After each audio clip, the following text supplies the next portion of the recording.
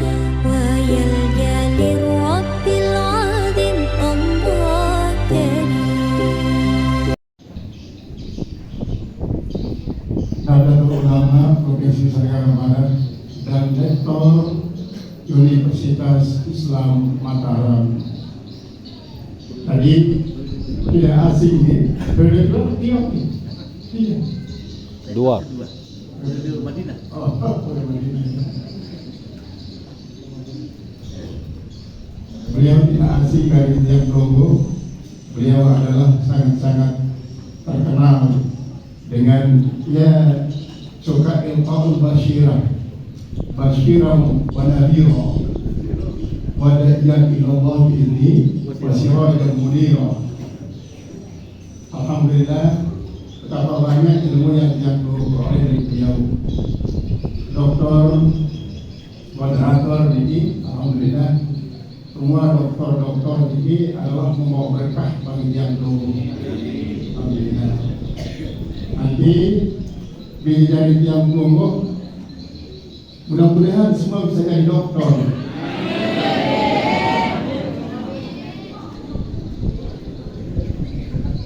Sekarang jadi santri, tetapi tidak seperti kebanyakan santri dulu. Kebanyakan di kelas beliau ini koreng-koreng. Makin ini tidak ada ya. Alhamdulillah. Ini berarti satu kemajuan. Walaupun arak kedua sudah mulai jangan setama dan pondok kan malah bau di betis. Tidak bau tak bisa. Dan dulu tadi hadiah semua Ridwan yang sama-sama terhormati bersama seluruh pimpinan Pondok Pesantren Darussalam yang sangat-sangat berbahagia, para santri, santriwan, santriwati dengan paling banyak sampai paling sepuh dari para mahasiswa dan mahasiswi. Santun yang penuh dengan baru kita dengarkan dari Dr. Marus tentang regulasi pondok pesantren, kemudian dari Prof. Dr. Masnun yang penuh dapat banyak sekali ilmu, dari ilmu yang paling tradisional sampai ilmu yang paling rasional. Beliau adalah salah satu daripada jamaah lokal yang pemikirannya internasional, jamaah lokal yang pemikirannya global. Dan itulah, jadi kehadiran beliau saja sudah memberikan motivasi kepada yang Lombok, terutama sekali para santriwan dan santriwati. Seandainya kalau beliau tidak menyampaikan saja, sudah dapat ilmu kita sudah dapat ilmu yang banyak. Nah, dalam kaitan dengan inilah sekarang saya ingin untuk mentradisionalkan tradisional yang sudah tradisional, artinya melestarikan tradisionalisasi, walaupun pada akhirnya nanti akan menjadi rasional. Kalau di Timur Tengah, para guru-guru mahat itu disebut dengan ustaz. Yang disebut dengan apa? Ya, kalau di Lombok, kalau ustaz berarti ada bau Timur Tengahnya. Kalau di Jawa, para pengajar-pengajar di pondok pesantren disebut kiai. Kalau di Lombok, pada umumnya pondok pesantren dipimpin tuan guru. Itu kalimat ustaz, kemudian kiai, kemudian tuan guru itu bukan hanya kata-kata biasa. Ustaz itu adalah merupakan jabatan. Nah, nanti dari ustaz ini kita lihat apa tugasnya. Karena apa? Kata ustaz itu sendiri si ketan. Huruf yang pertama dari ustaz apa? Hamzah yang marfu, yaitu adalah singkatan daripada uswatun. Ada nama uswatun yang terjadi? Nah, pengajian Ustaz untuk santriwati banyak diikuti nanti. Kemudian sin itu adalah salimatun, uswatun salimatun. Ta itu adalah taqiyatun. Apa? Taqiyatun. Sedangkan alif itu adalah ulfatun. Lalu zalnya itulah zaukun atau zaukatun. Nanti kita gambarkan. Ini semua betul tradisional. Kalau di Jawa, kiai itu juga merupakan singkatan. Huruf yang pertama kiai huruf apa? Ka, ya, ka. Itu adalah singkatan daripada kumpulan atau kolerasi. Yaitu korelasi artinya hubungan. I itu adalah ilmu, A adalah amal, I iman. Jadi sang kiai itu adalah orang yang mengumpulkan ilmu, amal, dan iman. Kumpulan ilmu, amal, dan iman. Nah, bagaimana dengan tuan guru? Tuan guru, ayo sekarang saya tanya para santriwan, mau jadi tuan guru jadi kiai? Mau jadi ustaz atau jadi tuan guru? Kalau yang santriwati mau jadi apa? Hah?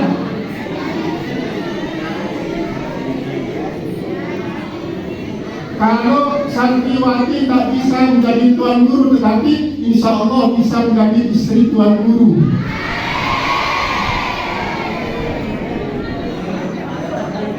Kalau tidak bisa menjadi istri tuan guru, jadi menantunya tuan guru.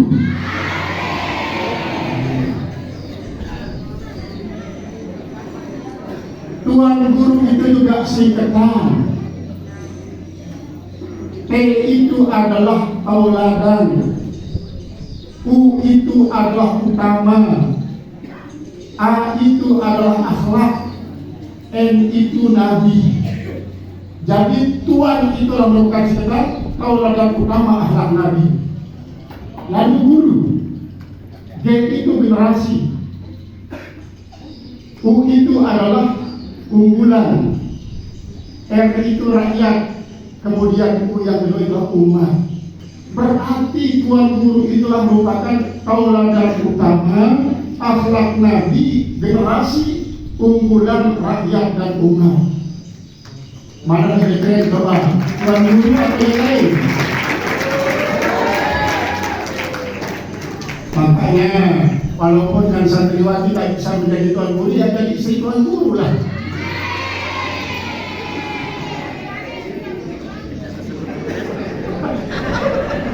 Tuan guru yang termasuk tuan guru Masnun.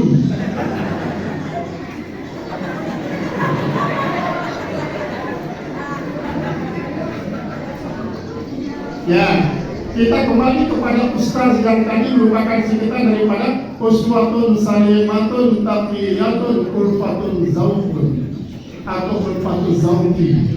Apa tugas daripada uswatun?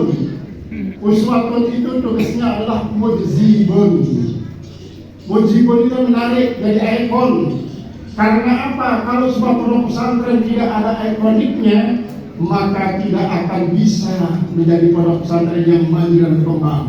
Oleh sebab itu, ikon daripada sebuah pondok pesantren adalah seorang yang menjadi uswatun. Karena uswatun inilah yang nanti yang mujzibun, yang menarik.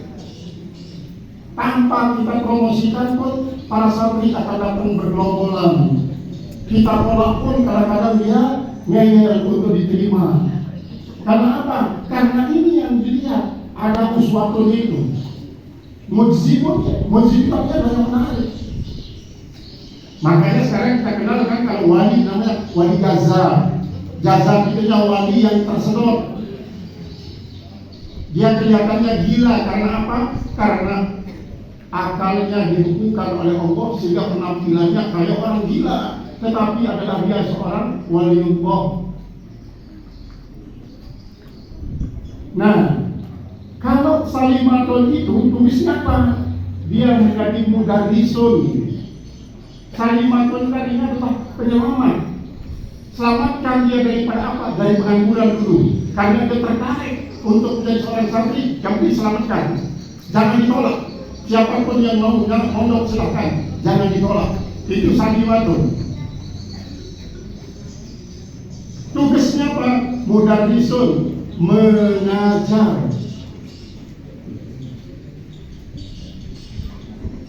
Kemudian Tapion itu memelihara. Kita kenalkan kalau dulu pada masa pendidikan di Indonesia ada namanya Ki Hajar Dewantoro. Ingarso Sungkulogo, Imadlu Mangunkarso, Tutmuri Handayani. Kalau ustaz lebih dari itu. Itu kan dikatakan oleh Ki Hajar Dewantoro itu kita merupakan ciri guru. Kalau di depan jadi contoh, di tengah jadi penggerak, di belakang jadi pendorong. Tapi kami ustaz yang suatu masalah itu Salimatun Tapion. Nah, yang Tapion itu jadi apa? Mu'allim. Jadi apa? Jadi apa namanya? Mu'allim. Kemudian ulpah itu lembut, halus, lemah lembut. Maka cocok dia menjadi murabbi. Jadi ulpah itu harus jadi murabbi, artinya yang membimbing. Sekalipun kalau murabbi dalam hal ini masih bersifat jasmani, pembimbing jasmani itu murabbi. Zauq itu artinya rasa atau perasaan. Zauq ini tugasnya apa? Menjadi mursyid. Jadi apa? Jadi mursyid. Kalau mursyid sudah pembimbingannya rohani. Maka seorang ustaz yang memiliki sifat yang 5 sesuai dengan banyak hurufnya ini memang menjadi ikonik yang paling menarik dari sebuah pondok pesantren. Itulah transferan yang paling tidak bisa dihilangkan. Mohon maaf, kadang-kadang banyak dia berada pondok pesantren, tapi kedoknya adalah kadang-kadang esek-esek. Itu yang merusak alam pesantren. Itu disebarluaskan secara viral, baik sampai internasional sehingga orang-orang Amerika tahu kenapa kok pondok pesantren yang terkenal menjadi tempat pergaulan agama kok dia begini. Karena apa? Mereka itu sesungguhnya memiliki pondok pesantren sebagai komersil, bukan dibimbing oleh seorang ustaz, tapi oleh orang-orang yang komersil untuk cari uang, untuk cari pasangan, untuk mencari keuntungan duniawi. Maka tidak benar dikatakan ustaz. Karena apa? Orang yang menyebut ustaz itu kadang-kadang mohon maaf karena dia tidak tahu apa sebenarnya ustaz. Hanya sudah disebut-sebut saja. Padahal konsekuensi moralnya sangat-sangat dalam. Jadi seorang ustaz itu harus menjadi uswatun salimatun taqiyyun ulfatuz zauq, yang memiliki tugas munsibun, darisun, mu'allimun, murabbi, kemudian menjadi mursyid. Kalau di dunia tarekat kita kenal namanya mursyid, ya, mursyid. Apa itu kalau munsibun itu yang menarik supaya bisa orang banyak kumpul. Nah, yang kumpul ini tidak langsung diberikan ilmu-ilmu yang dalam mulai dari awal dulu. Nah, itu mudarris mengajarkan huruf demi huruf, rangkaian huruf dari kalimat menjadi jumlah, dari kalam dan lain sebagainya. Itu adalah seorang ustaz yang punya. Oleh sebab itu seorang ustaz ini tidak boleh dia meninggalkan sifatnya yang menjadi ulfatuz zauq, yang mempunyai perasaan lembut. Yang mempunyai perasaan lembut, apalagi sekarang ini yang bermaksud bikin berapa banyak orang-orang jadi guru Al-Quran dilaporkan, dipolisikan hanya sekedar mencubit seorang anak, apalagi sampai memukul pakai jari sekarang ini, apalagi sampai pakai apa bambu buter di salbur di kaki garis kaki dulu. Terus jadi alami santri dulu. Kalau santri sekarang, sedikit saja maka kita dipolisikan oleh wali santri.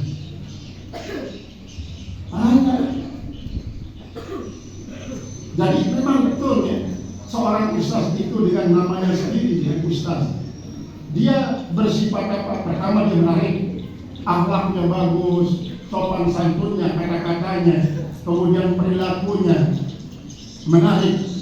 Karena apa? Kalau orang sudah tertarik, maka tidak langsung diberikan ilmu tinggi, selamatkan dulu, yang penting tampung dia.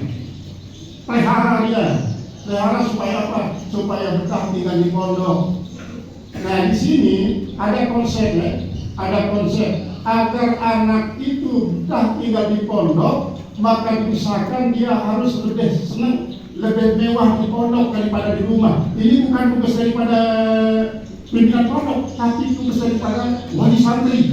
Artinya apa? Si wali santri itu harus menjadikan anaknya di rumah lebih menderita daripada di pondok. Supaya apa? Supaya jangan tinggal lama-lama di rumah. Karena kalau dia mewah di rumah, dia tidak mau kembali di pondok. Misalnya kalau di pondok dia tempe setiap hari, maka kalau di rumah teri setiap hari.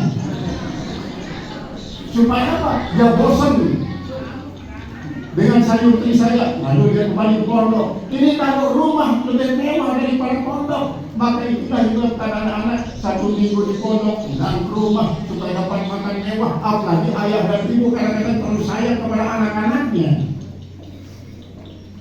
Tetapi sementara ini lebih mewah anak di pondok daripada di rumah. Kenapa? Karena di pondok, coba kalau di pondok, beberapa pondok nih, itu cebokan plastik itu sudah dipakai 3 kali saya dibuang. Kain kadang-kadang tidak mau dicuci dibuang. Baju baru dipakai 2-3 kali tidak mau dicuci dibuang. Akhirnya di beberapa pondok itu dalam 1 minggu dia dapat mengumpulkan sampai ratusan cebokan. Kemudian di luar pondok. Begitu juga kain, begitu juga apa? Baju. Kadang-kadang sampai kopiahnya dibuang sama anaknya. Karena apa? Menandakan bahwa di pondok lebih mewah daripada di rumah. Karena apa? Kalau di rumah itu pasti dia dimarahi oleh ibunya, marahi oleh bapaknya. Kalau di pondok dimarahi sih juga, tetapi karena yang pondok ini tidak yang lapor ya. Tadi lapor siapa yang membuang kain, siapa membuang baju, siapa membuang cebokan, siapa membuang sabun. Kadang-kadang sabun baru dipakai 2 kali, 3 kali, dilemparkan di belakang kamar mandi. Nah, kalau kiai itu adalah kumpulan ilmu, amal, dan iman. Makanya kiai-kiai sepuh punya anak di Jawa itu namanya Gus. Gus ya, generasi ulama sepuh. Disingkat dari Gus, bukan dari kata bagus.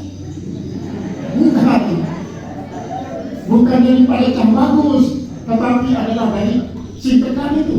Generasi ulama sepuh. Kalau di Lombok, generasi ulama sejati.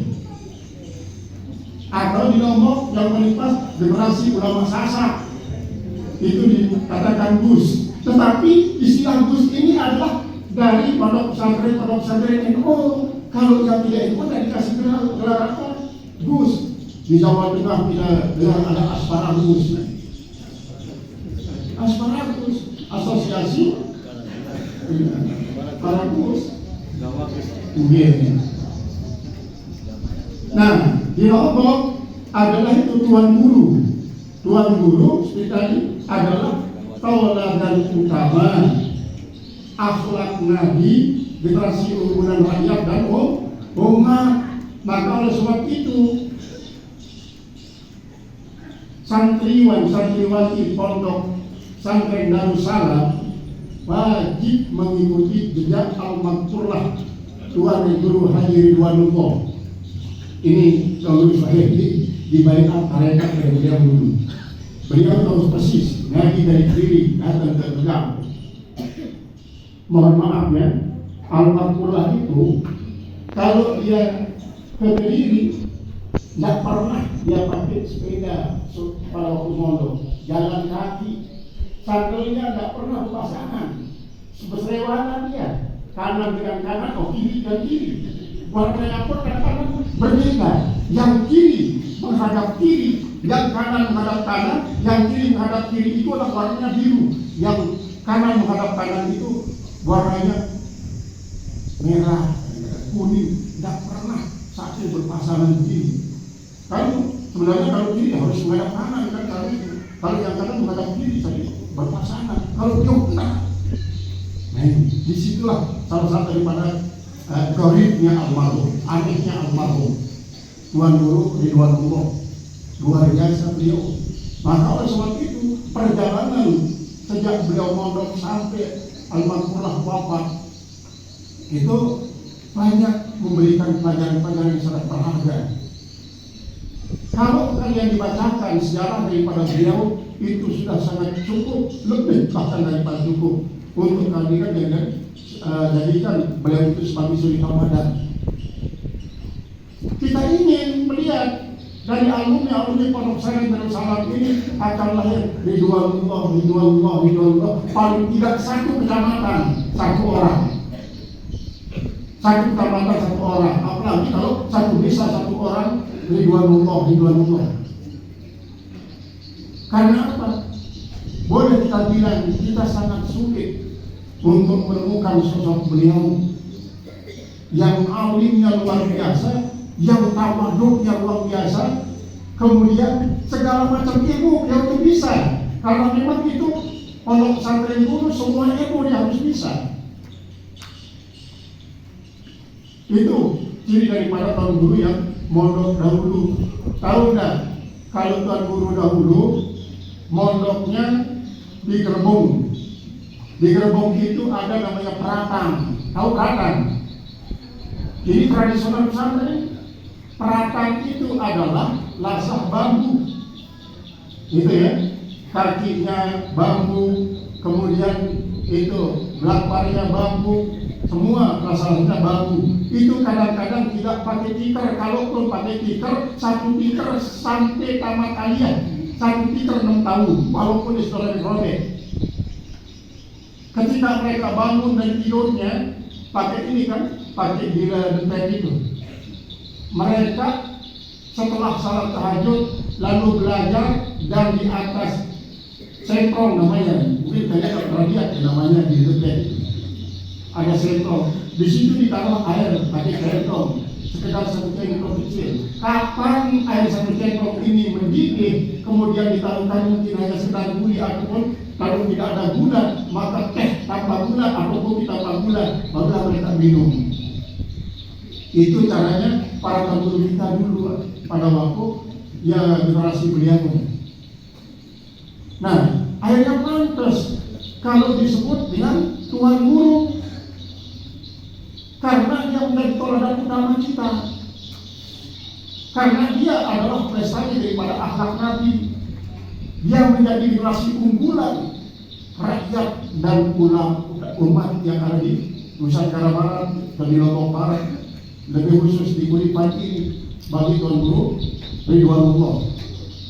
Maka oleh sebab itulah dalam mempertahankan tradisi pesantren yang sekaligus tidak berarti menutup diri daripada perubahan, maka kalau ulama lain mengatakan apa?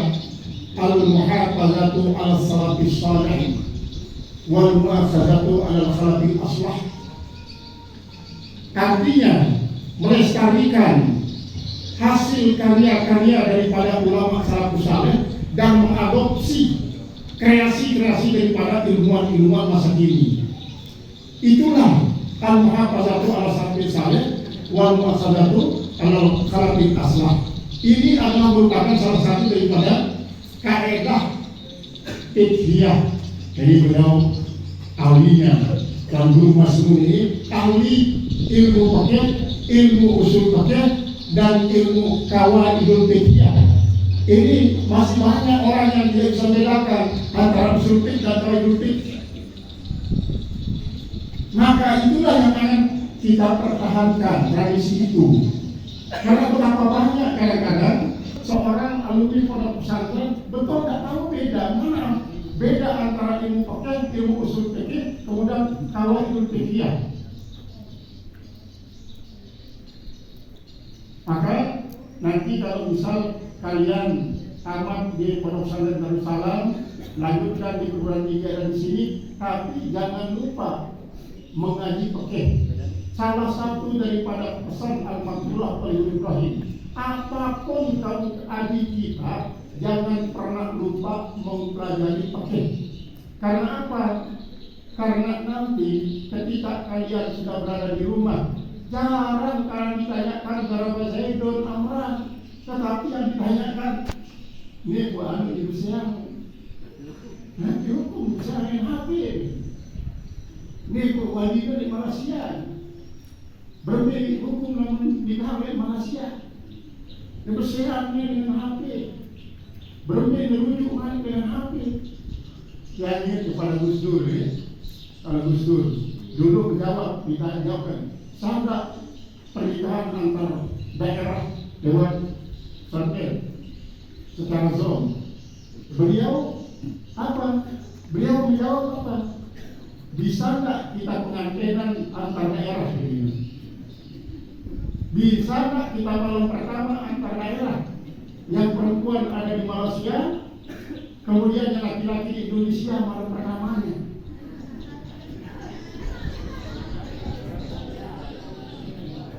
Itu jawaban daripada Gus Dur dengan akal dia. Nah, oleh sebab itu sementara ini soal pernikahan antar daerah mempergunakan zon atau dulu namanya pertama kali telekompren ketika ada misalnya kasus di Indonesia diselesaikan di Amerika, itu belum bisa dijadikan sebagai satu cara untuk menyelesaikan masalah. Nah, begitu juga kalau secara tidak resmi banyak yang berfatwa tentang pernikahan antar negara bahkan antar daerah, tetapi organisasi besar di Indonesia ini sampuna fatwa ya. Yang wali nikah di sana, kemudian pengantin di Indonesia dengan laki.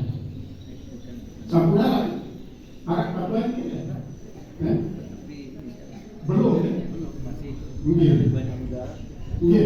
Yang waktu muktamar ini di Sulawesi dulu, kebetulan dia bersama Guru Balik membahas termasuk dan Guru Sudari mempersoalkan yang ini, tapi kesimpulannya belum ada keputusan untuk bisa dilaksanakan bahwa wali di luar daerah yang dinamakan luar wilayatul wali. Karena apa? Perwakilan saja, kalau dia sudah di luar perwakilan, tidak boleh ada wakalah, karena salah satu daripada syarat wakalah itu adalah apabila si muwakil itu masih boleh melakukan apa yang akan diwakilkan. Kalau dia sudah berada di luar wilayah wali, berarti dia sudah tidak boleh untuk melaksanakan apa yang akan diwakilkan. Dengan demikian, wakalah melalui sosial media di luar wilayah perwalian itu belum ada keputusan daripada Majelis Ulama Indonesia atau Nahdlatul Ulama Muhammadiyah, bahkan belum ada. Tapi kalau secara pribadi sudah ada. Nah, itu tidak bisa dijadikan sebagai patokan.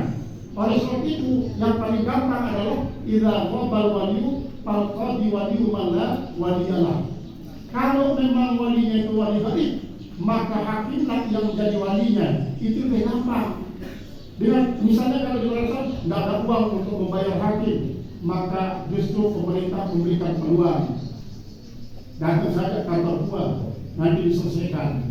Ini supaya apa? Lepas daripada khilaf. Nah, ini artinya apa? Jangan sampai kita tinggalkan ilmu fikih itu. Tawaran para tuan guru kita yang sangat mengutamakan hal itu merupakan bagian daripada mempertahankan tradisi pesantren. Mudah-mudahan yang demikian, walaupun kita berkutik dalam soal tradisional, namun tidak berarti kita menutup diri daripada yang rasional. Kita berkutik dalam soal yang lokal, tapi kita tidak menutup diri daripada hal yang bersifat global. Artinya, pondok pesantren harus mengikuti perkembangan. Nah, ini yang kita harapkan. Yang demikian misi ini, tema daripada halakan ini dapat kita peroleh. Nah, ini yang bisa saya sampaikan di kesempatan ini. Mudah-mudahan ada manfaatnya bagi kita semua. Dan atas segala kurang dan kesilapan mohon maaf sebesar-besarnya. Wallahu a'lam bishawab. Wassalamualaikum warahmatullahi wabarakatuh.